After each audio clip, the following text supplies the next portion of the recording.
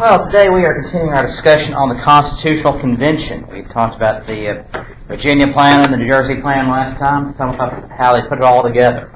The Connecticut Compromise, the Three-Fifths Compromise. We'll go into the ratification debate, the difference between the Federalists and the Anti-Federalists. Get into the Washington administration of the Judiciary Act of 1789, the Bill of Rights itself, and how they're going to pay for it all. Hamilton's report on public credit, Bank of the United States, Board of Manufacturers, and J Street. Any questions on those? Okay. So the two big questions for the Constitutional Convention. Are you going to keep the basic structure intact and modify it, or scrap it and start over? Well, they decided they're going to do is they're going to start over. The Virginia Plan vision by James Madison. It's going to have a three-branch government, a relative of three equal branches.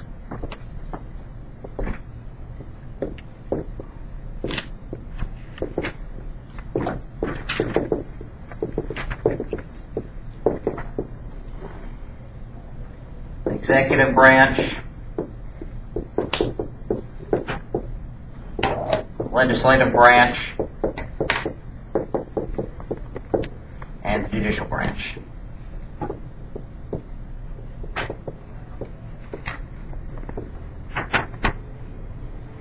Each one having power to check the actions of the other. Exactly. Checks and balances. Actually, you may not see the word checks and balances in the Constitution, but I think it's okay. But this is what it means. Take all the different powers of the different branches put them together. That's what you have, the checks and balances. Make sure that not one part of government is so powerful that it can't ignore all the others, ignore its responsibilities.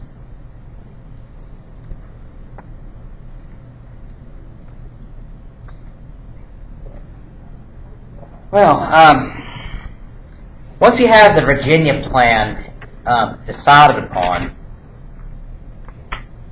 the question is point B just on the detail of the national government. How far would regional government be? What kind of powers would it have? What kind of protections for the people would be in place? It was agreed the national government had the power to raise an army, make all treaties for the nation, declare war, levy tariffs, export duties, and the only authority to coin money. But then you have the second question they're trying to deal with, which is, how do you balance the interest between the big states versus the small states? And they're trying to respect the different states, but you have that differential in population, political power. How are you going to balance that out?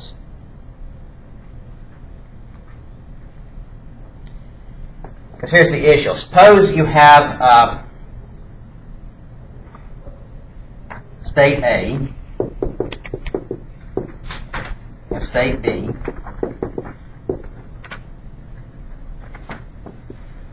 State A has a population of 50,000, more or less, let's say, to make it easy. State B has a population of 500,000.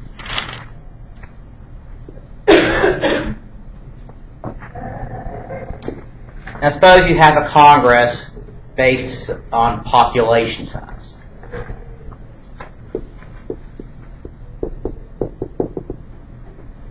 In terms of population, State A would have one representative. That is 1 for 50,000.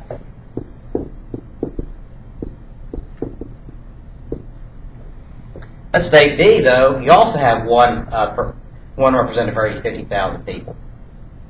And State B has 10. That means they have 10 times the power. State B turns out really well in that situation.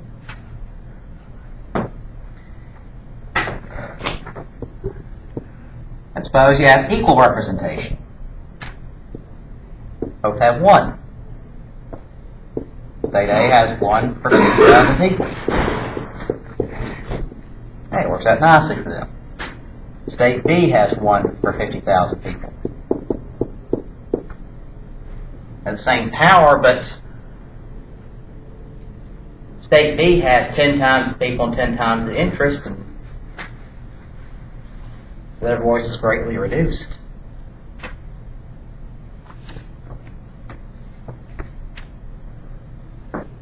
So comparatively, State A has 10 times the power of the equal representation system. The State B has 10 times the power of the population system. How do you balance that out? How do you be fair to everybody? So this threatens to derail everything until Roger Sherman comes along from Connecticut. He's part of that committee with John Adams and Thomas Jefferson who helped write the Declaration of Independence. And he comes up with a compromise that makes everybody happy. Basically, give everybody what they want. 2-house legislature, one based on population, the other based on equal representation. This can be known as the Connecticut Compromise.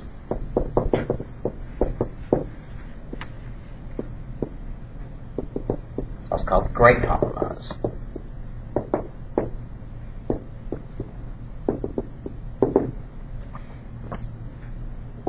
It is the lower house, which will become the House of Representatives,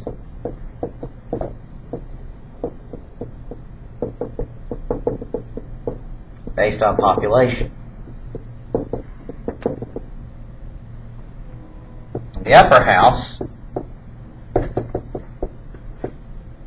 the Senate, they have equal representation. Everybody have the same number.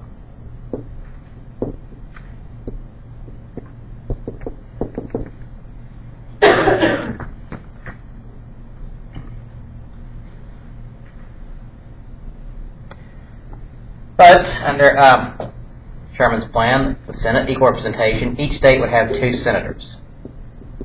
They would not vote as states, they would vote as individuals.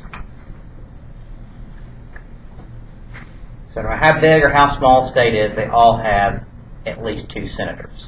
They all have 2 senators, period. Say Arkansas, population just under 3 million, 2 senators. California, with a population of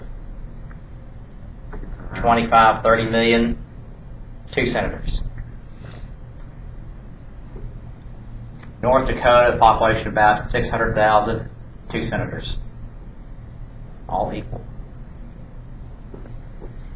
But, as representatives, population, that makes the difference. Arkansas, just under 3 million people, 4 representatives. North Dakota, 600,000 people, 1 representative.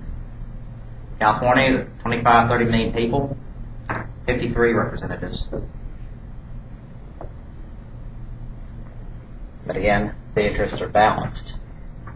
So it's because of this, because of the Connecticut Compromise, we don't really think about the issue of differences in political power between different states. Because the 2-house system balances it all out.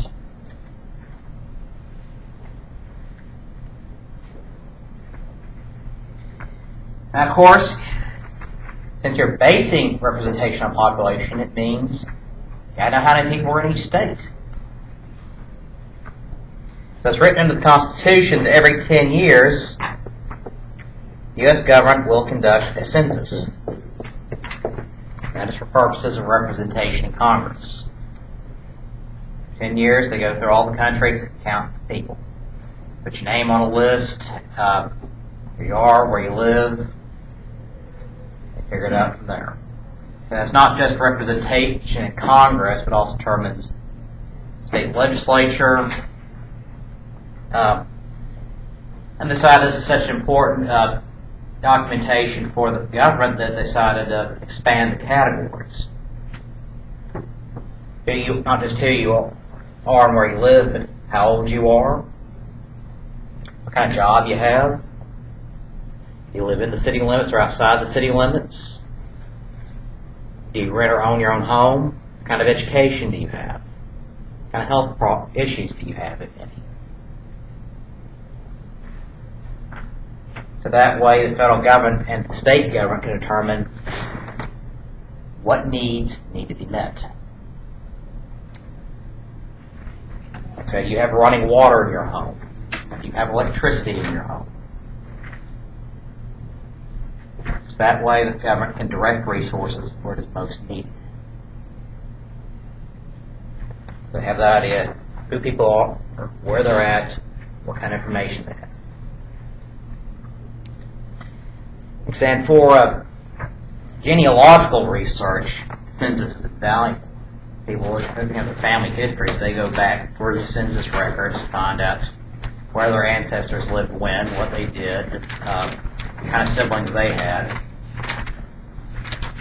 Historians use it for research. A lot of historians researching the Civil War will go back to the 1860 census and see what were these men doing before the war. Like the 1870 census, what were they doing after the war if they survived? But the information, who is what, where, like I said, that information is kept confidential. It's census information is released every 72 years. So the last census information to be released was the 1940 census. And in 2022, they'll release information for the 1950 census.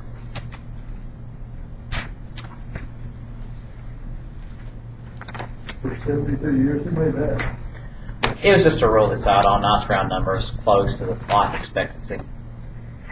So basically, by that point, anybody who's old enough to still be around that wouldn't be that much of a problem knowing what they were doing 72 years ago when they were kids. Next is an attempt to respect privacy, but also respect needs for research and information. So it's very useful information. You can go to the U.S. Census Bureau online and look up all these different census records going back to 1790. Except we'll have another one here in 5 years.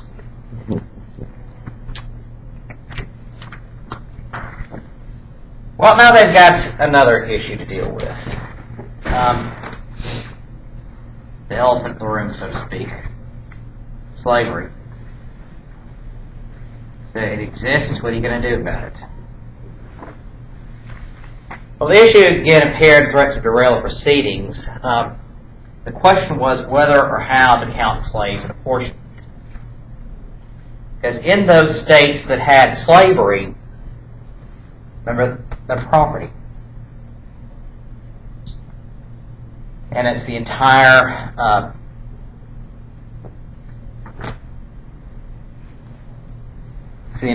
problem and discontinuity with reality that they faced with the situation of slavery is these are obviously human beings, walking, talking, intelligent, growing thoughts and feelings, but by law they're property. No different from this tabletop. They bought and sold and traded it and treated as the owners pleased. So what are they going to do? We already have some states that have abolished slavery at this point.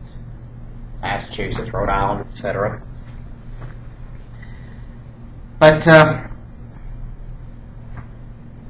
where slave owners in the slaveholding states, most notably the South, where most of the slaves are at this point, the question is, okay, they want them to be property when they want their dirty work done. But when it comes down to political power, now they're human beings.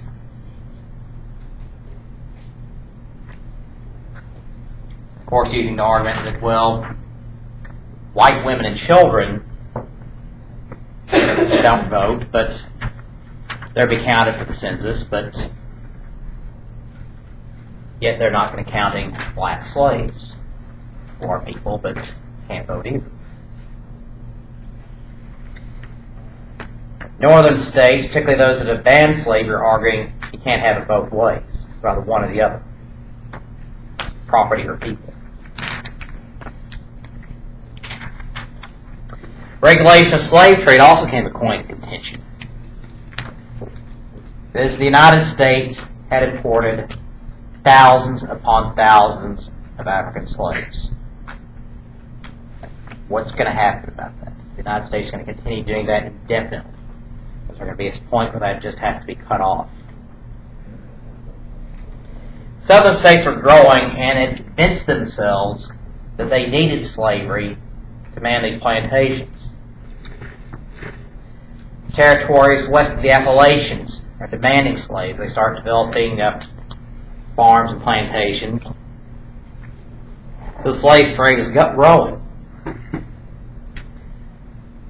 But at the convention, few, if any, seriously considered abolition. Recognized that just wasn't going to happen. Ben Franklin was president of the first abolitionist society in the United States. One in Pennsylvania, they made him president. Ben Franklin was an abolitionist, but even he recognized the problem was these planters are not getting rid of their slaves. If they want this Constitution to work, that's not going to happen. George Mason of Virginia, who was a slaveholder himself, condemned what he called the internal traffic of the slave trade. Basically, hundreds of slaves chained together and thrown into the bowels of a ship and brought across the ocean for a 2-week trip. They're half starved, brought on land and beaten, and then auctioned and sold. But Mason also feared the whole country could be filled with slaves one day. Again, that very fear that all slaveholding societies have, which is rebellion. What they do to us, what we do to them. Yeah. Karma, it works. Yeah. Charles Cotesworth Pinckney, as delegate from South Carolina, argued slavery importation was vital to the development of his state. So to settle this, they borrowed from a proposed amendment of the Articles of Confederation called the Three-Fifths Compromise.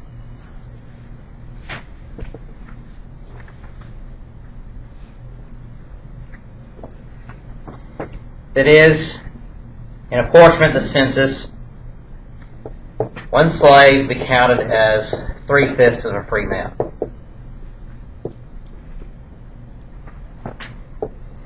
Five slaves would count as 3 free men.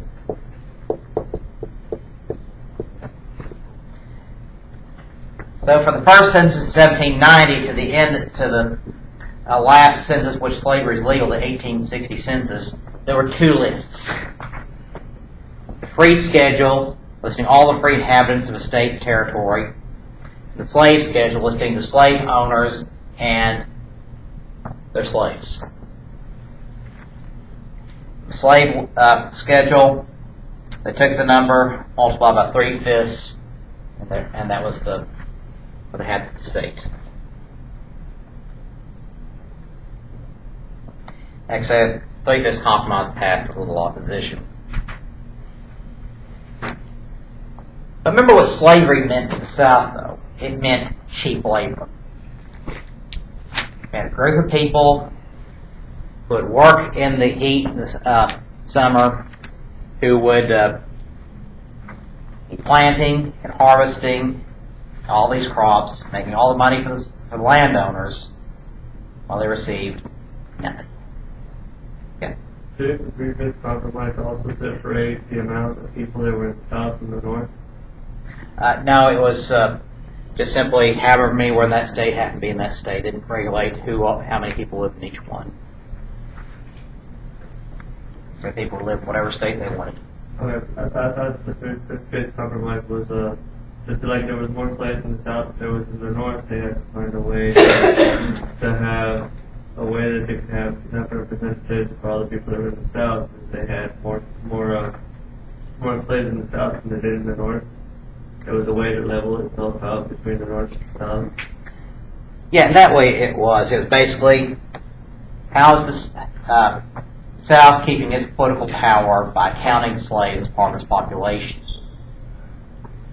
But, and so only 3/5 of their slaves would be counted basically for apportionment. Actually, it didn't really affect the North as much because they didn't have as many slaves. Being phased out. Slavery is being phased out in the North, but it's growing in the South. This is trying to balance that out. But again, you have to understand, how is slavery working? Why are people doing this in the South? Because it meant you have an entire group of people you don't have to care about who are willing to do all this work for nothing. Basically, disposable labor. Now, at this point, you have a lot of Southerners, particularly slaveholders, condemning slavery as a concept, but they couldn't see any way around it. Or they wouldn't see any way around it, depending on how you look at it.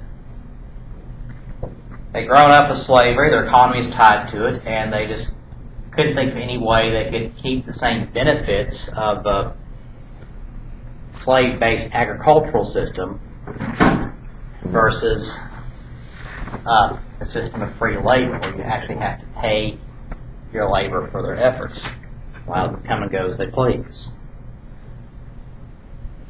Now, the end of slavery estimated about 399,000 Africans, mostly from West Africa, brought to the United States as slaves from the 15th century to the 19th century.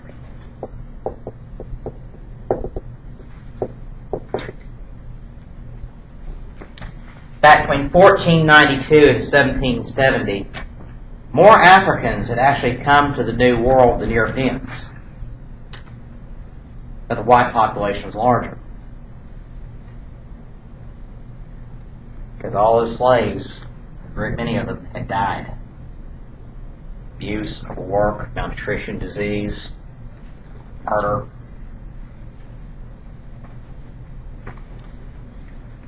Actually, on the Middle Passage, the voyage across the Atlantic, crammed into those ships, it's estimated that between 13 and 33% of those slaves died.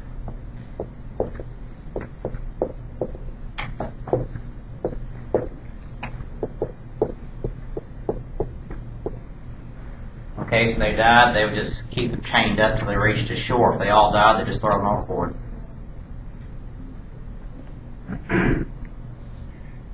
That sounds a bit disrespectful. Actually, respect had nothing to do with it. Yeah, remember, they're treating human beings like cargo. They have no respect for who these people are.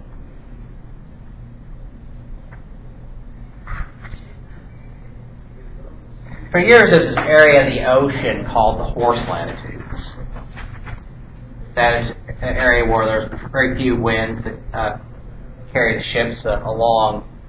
What ended up happening in a lot of cases was they'd run out of supplies, the horses they're carrying over would die, so they'd have to throw them overboard. So you find these regions of the ocean just littered with the bodies of horses. Hence the term Horse Latitudes. And sometimes you see the same thing. Slaves. Human bodies.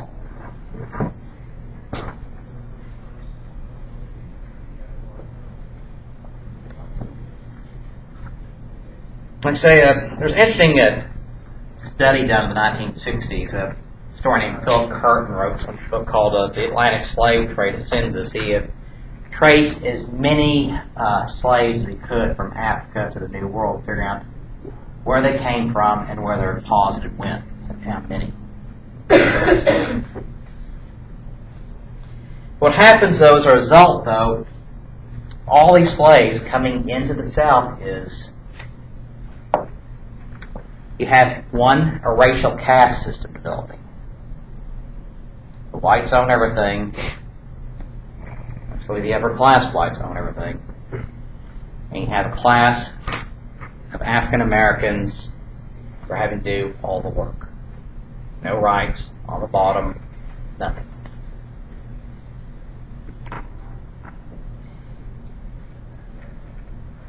In the South, you have that persistent fear of slave uprisings. Sometimes it's true, there are quite a few slave uprisings. A lot of them are local, centered on one plantation, but you have some that engulf entire counties. So you have those twin fears. One, your economic fear, what's going to happen if all these slaves are freed, you're going to start paying for them. Or two, fear of uprising. operative word here being fear. As you get closer and closer to the Civil War, as the North phases out slavery entirely, and more people start speaking out against slavery, the South starts feeling trapped, surrounded. Start becoming increasingly defensive. All those fears are playing in their minds.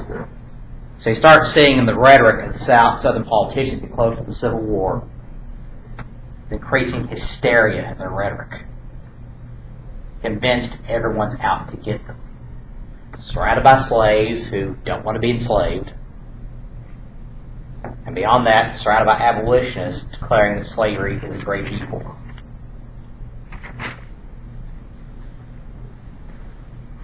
So that's what's going to be driving the politics of the South to get into the 1840s and 1850s. You see, part of the differences between North and South aren't just geographic, but climate. It is the slavery, the labor-intensive crops that slavery is being tied around can only be grown in the South. So you have more slavery developing in the South.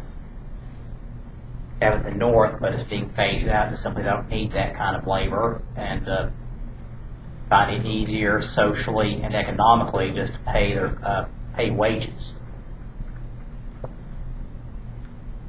So you start seeing the two sides slowly going in separate directions. You have to remember, history isn't always as noble as a clash of great and noble ideas. Sometimes there are very petty emotions at work. Fear, greed, hatred, they're part of the human condition. So they also drive history. They drive these debates on the human issues. So never underestimate those forces, fear, greed, and hatred, drive history. And that's what's happening. So white slave owners may otherwise been very nice people in some circumstances, but they're holding human beings against their will. And that's what's going to be starting the Civil War. Question. Answer. So, why does it seem as though in our textbooks and things of that nature that we're still trying to, what we use term desensitize, or not really talk about, or really see the importance now to even really talk about what we're talking about now with slavery? I was watching a YouTube video recently, and I think it was in Texas, and it was a African American female. Her child came in and had a book she was helping with his homework, and they classified the slaves as workers that was imported. So she brought up an issue with it to the school board, and also she called the book, I think it was Macmillan or someone wanted to write, and they were able to change it online, but they said it would take a long time to change it in the textbook. So, but for some reason it seems as though we're still trying to, like this stuff never happened, or that it's not important anymore since times are changing and all that. Why do we keep talking about it then? Or keep bringing it up? What's the importance now? Excellent questions. Well, in some cases it's just bad writing by historians trying to be neutral, but they end up minimizing or glossing over certain issues. For example, the argument in the Civil War is over states' rights. You don't see people saying that until after the Civil War. Basically, it's a euphemism. Basically, these Southerners saying, well, the states' rights, just trying to avoid saying slavery.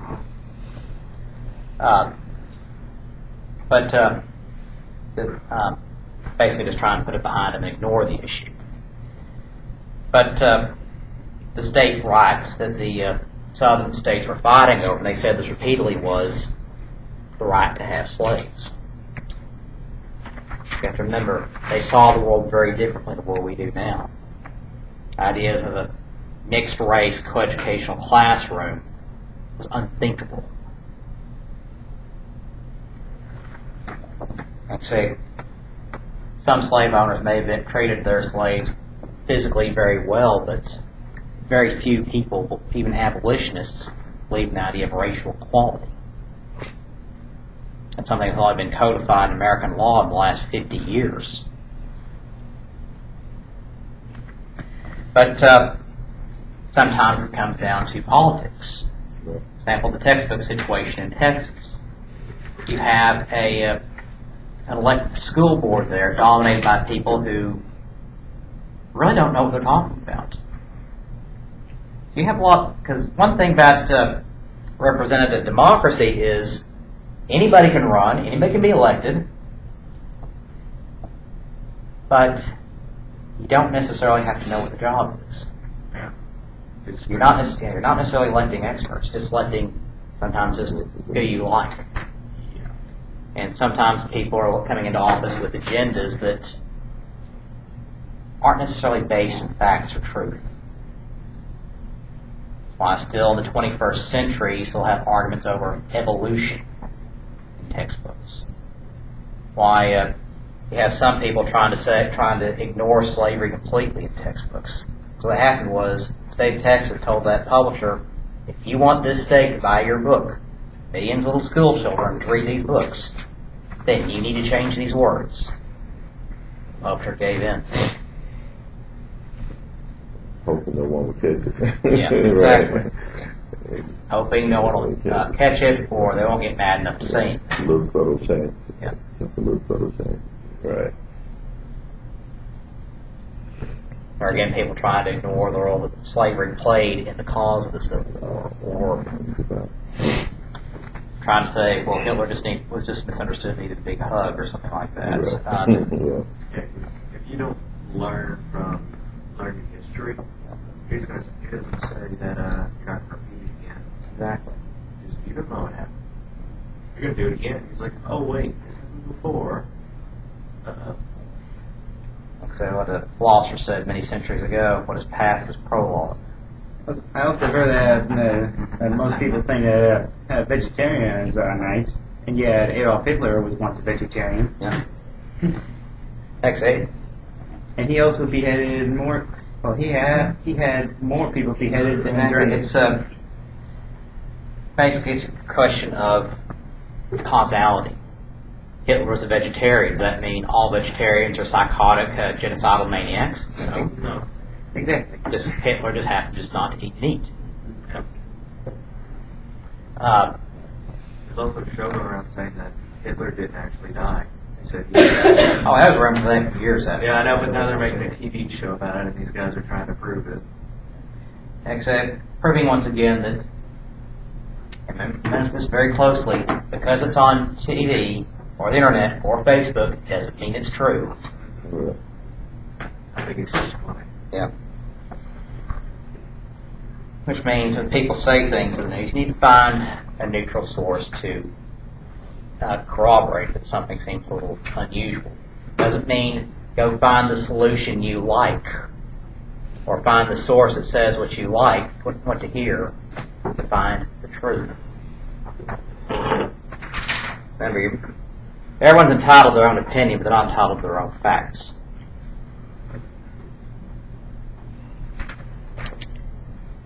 Like say, fact, slavery existed in the United States. Opinion, slavery is very, very bad. Now, anybody could have any kind of contrary opinion, I don't know, but qualifying it, evaluating it, look at the consequences of it, that's opinion. Fact is, this existed. Human beings are treated like that. Let's say, in 2015, are we responsible for this? No. We're responsible for how we treat each other here and now.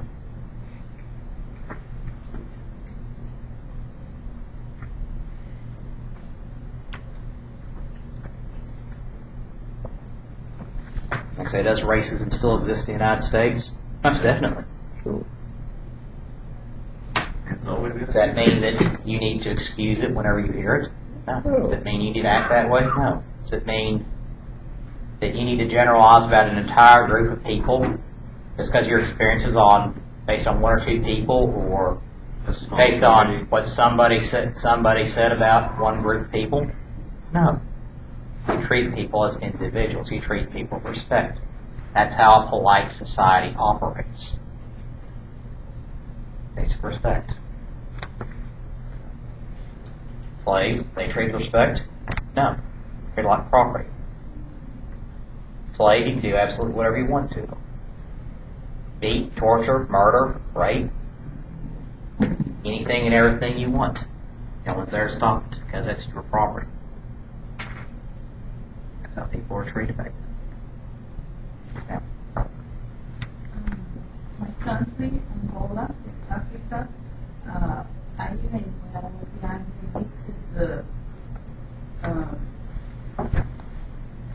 the place where the slaves were recruited in the ship, and I learned that people from my country, they were shipped to Portugal and Brazil.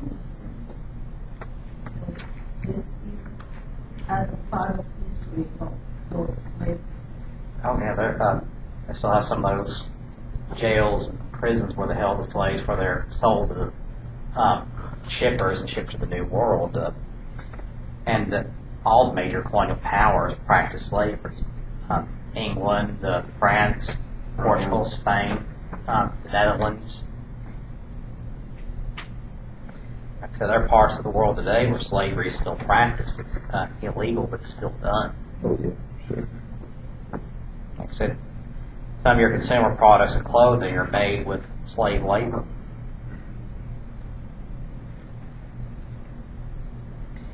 Like I said, it's an issue we have to deal with still today.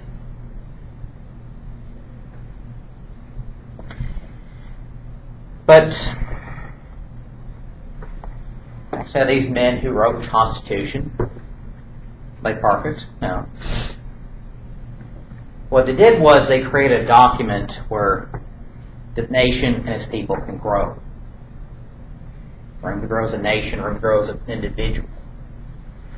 It's the idea that you can be more than what you are now. That, yes, anybody in the United States can grow up to be president. Yeah, for sure.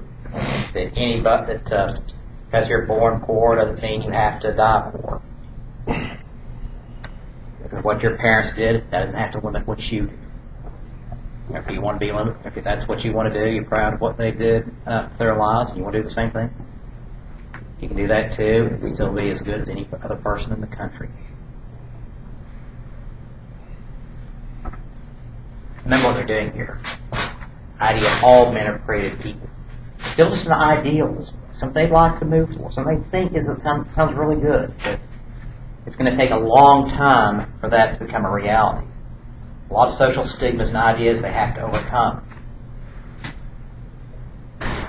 But they're making a nation, creating a type of government and legal system where that is possible. Right.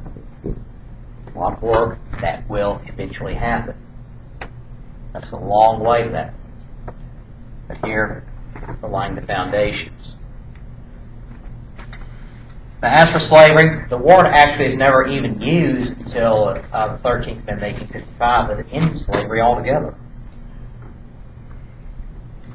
Douglas agreed that Congress had the power to end slave importation 20 years after ratification. This was as early as 1808. In Virginia, slave importation was already illegal. But smuggling still occurred and the sales continued. Women? Half the population, but no mention of women was ever made in the Constitution. Only two references ever made to gender. The 15th Amendment, 1870, which explicitly excluded women from voting, was giving the right to vote to black men only. The 19th Amendment, 1920, which gave women the right to vote. Immigration, Constitution favorable natural-born citizens. The President of the United States cannot be an immigrant. They have to be born in the United States or born to American citizens. Yeah, that's what honestly run. House of Representatives, you have to have been a citizen for at least 7 years. Be a senator, you have to have been a citizen for at least 9 years. We do have immigrants who are in the U.S. Senate, the U.S. House of Representatives. Congress is given the power to decide the rules of citizenship. And that law was made in 1790, the first citizenship law. Now, the Citizen of the United States, 1790, you have to be a free white who've been in the country for at least 2 years. That's it. Be here for 2 years. No green cards, no examinations, no language requirements, no proof of residency. Just be here for 2 years and you're a citizen. That's it.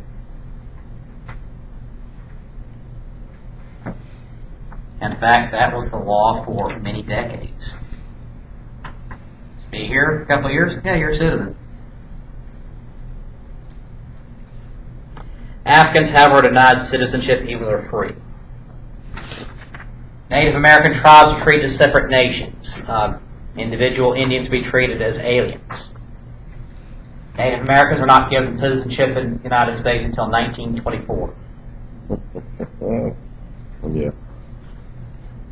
As the lower house, it's designed to be closest to the people because it's based on population. All representatives serve 2-year terms. Serve for re-election every 2 years.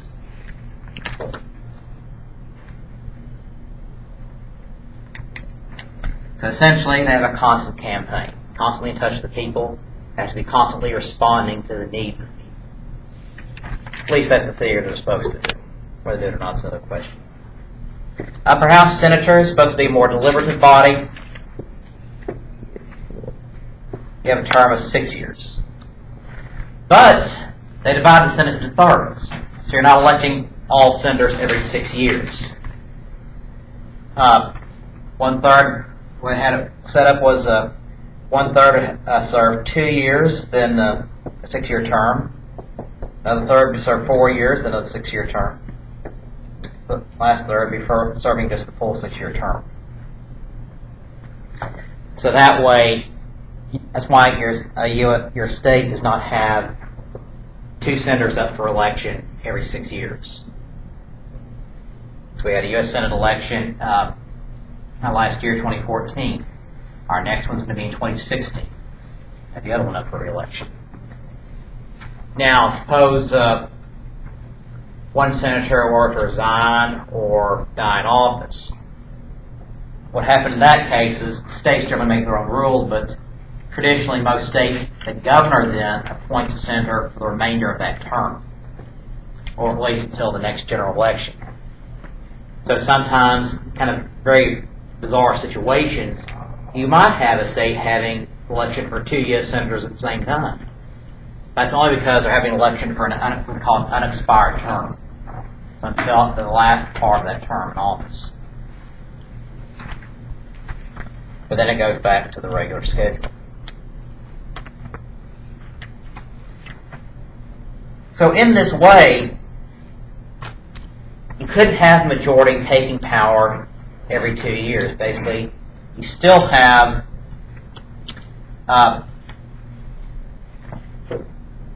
some checks on who's in office. They still have to respond to the needs of the people. Essentially, still the idea majority votes. There's a little provision here. Senate. The Senate at this point is elected by the state legislators, not by the people. The people are not electing their own U.S. senators until 1917. You have to remember, they're still coming out of that British class system, still somewhat elitist. Like I say, they like the idea of democracy, they like the idea of people having a voice, but they don't quite trust it entirely.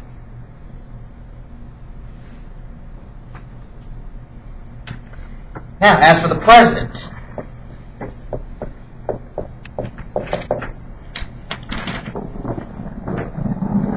the president would be a single executive, power of which gave delegates some pause, but the president has a veto power, which can be overridden by a 2/3 majority vote in Congress, majority vote in both houses of Congress.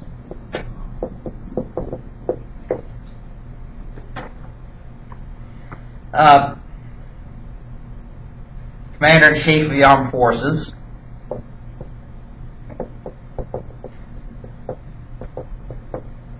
Yes.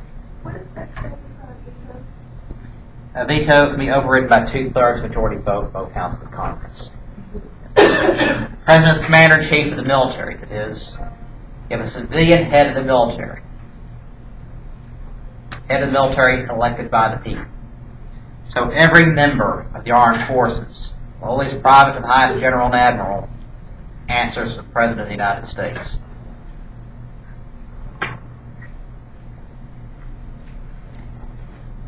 The President can recommend legislation, but has no vote in Congress. Basically say, this would be a nice idea if we have this law in effect, or this program. Congress doesn't have to act on it or even vote on it, but the President recommends it.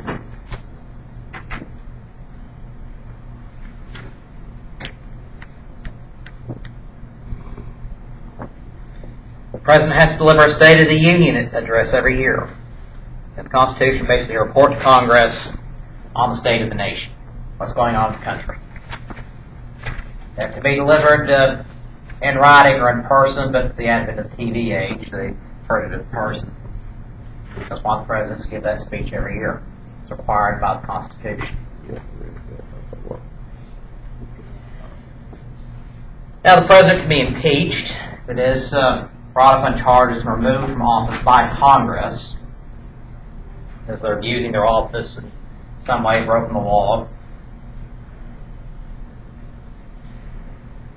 But even though the President is Commander-in-Chief, only Congress has the power to declare war, and only Congress has the power to decide what the budget of the military is. They decide how much money the military gets or cut them off entirely. So even though the President orders them around, Congress signs the paycheck.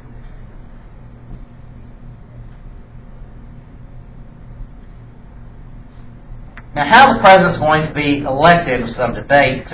James Madison, Alexander Hamilton, James Wilson have wanted a popularly elected president, that is, one elected directly by the people. Others proposed one chosen by Congress. But what they ended up deciding on was the Electoral College. The indirect election.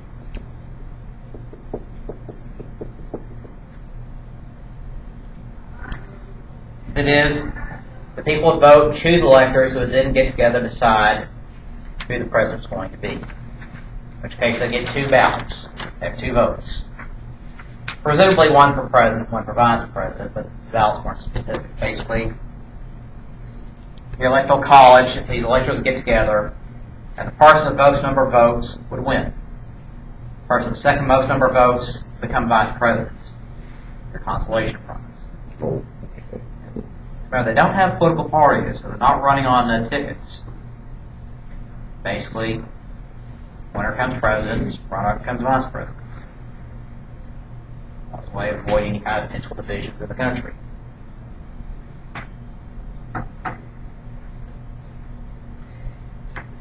Well, in some cases, it would be a matter of state legislators acting as electors, but the Constitution initially allowed the states to make that determination. Now, this is going to be changed by the 12th Amendment. We'll get to that later on. 1804, but initially it's a system where electors have two votes and the runner-up becomes vice president. Judiciary, there's very little debate on that. Basically, the Supreme Court would be the highest court in the land. And you'd have a federal judiciary system established under the Supreme Court, a series of courts inferior to the Supreme Court. But who is on the Supreme Court, how many people, or how many Supreme Court justices you have, that's going to be decided by Congress. Actually, how many Supreme Court justices you have, that's not even in the Constitution.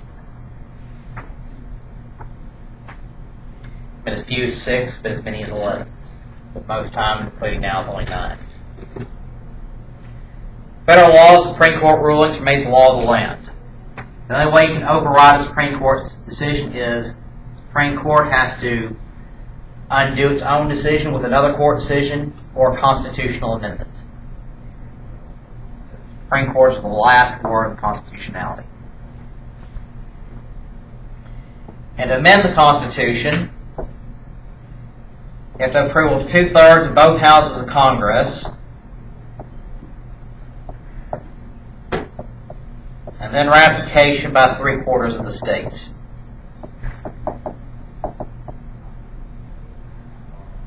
So it's a very long, very difficult process, designed to be long and difficult. Legislation has to be approved by both houses of Congress. The President then signs it into law. The President vetoes it. Congress can override that veto. But essentially it's a system designed to work slowly to make sure everybody thinks out everything clearly, decides all the consequences of ratifications, what they're doing.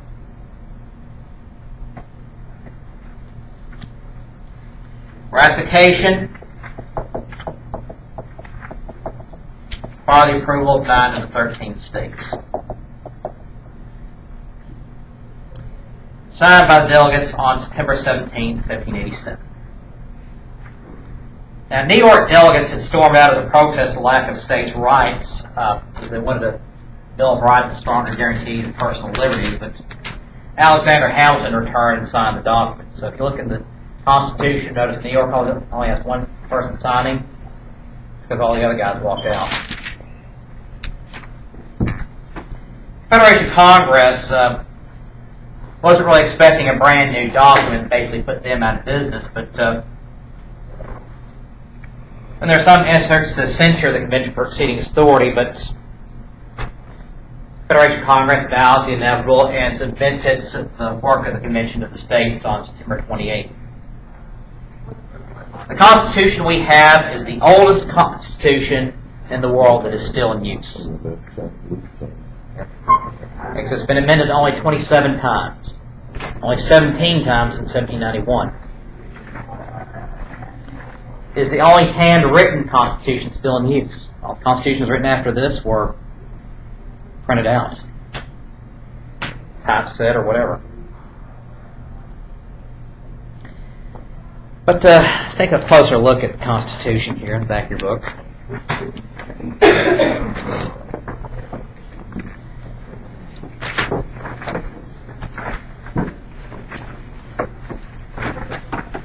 Starts off with the preamble.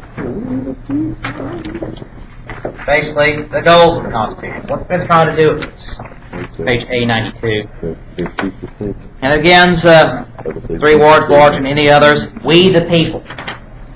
We the people of the United States, in order to form a more perfect union, establish justice, ensure domestic tranquility, provide for the common defense, promote the general welfare, and secure the blessings of liberty to ourselves and our posterity, to ordain and establish this Constitution for the United States of America.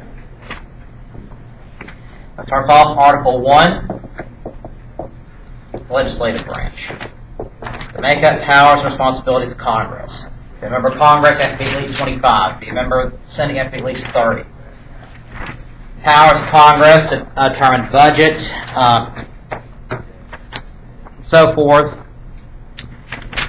Various duties and responsibilities for ensuring and certifying elections. Article 8, the elastic clause, giving Congress power to lay and collect taxes and so forth. Establish post offices and post roads.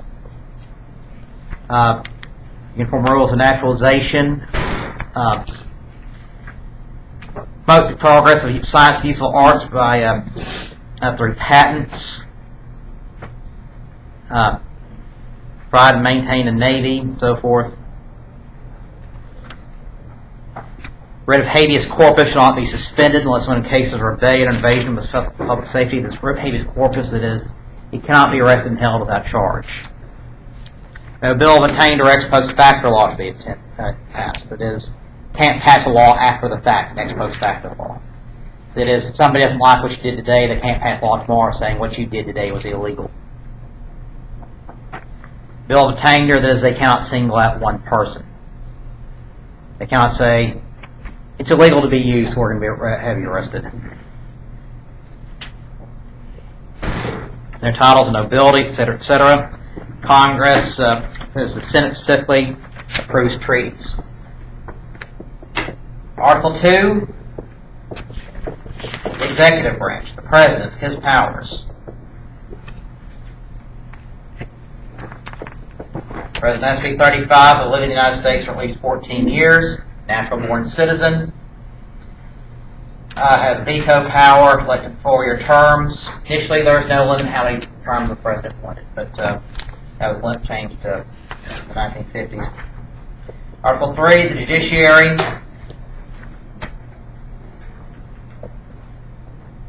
The powers and responsibilities of Supreme Court. It also defines treason. Treason against the United States is only levying war against the states, or adhering to their enemies, or giving them aid and comfort. No person will be convicted of treason unless on testimony to witness the same overt act. But there is no punishment defined for treason. Usually it was death, some cases life imprisonment. But, Article 4, basically powers of the states.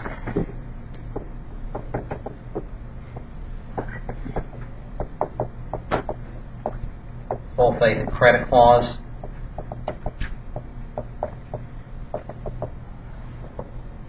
There's full faith and credit to be given each state, public acts, records, proceedings, every other state. Citizens of each state should be entitled to all privileges and immunities of citizens in the several states. Particularly, you're charged with a crime in one state, and be extradited to a state in which you're charged.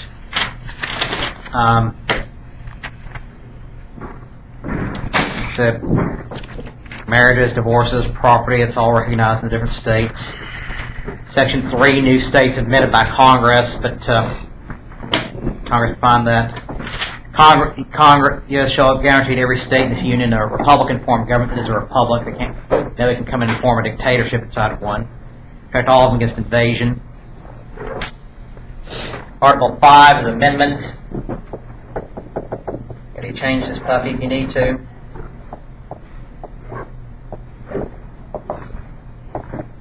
Two-thirds of both houses of Congress, 3/4 of the states. Article 6, kind of an all-encompassing clause, everything we looked at. Debts contracted shall still be valid for the United States.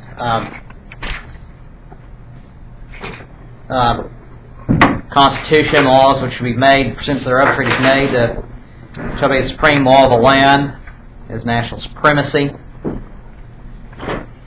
No religious test is required for any office. It is federal law superior to state and local law. In Article 7,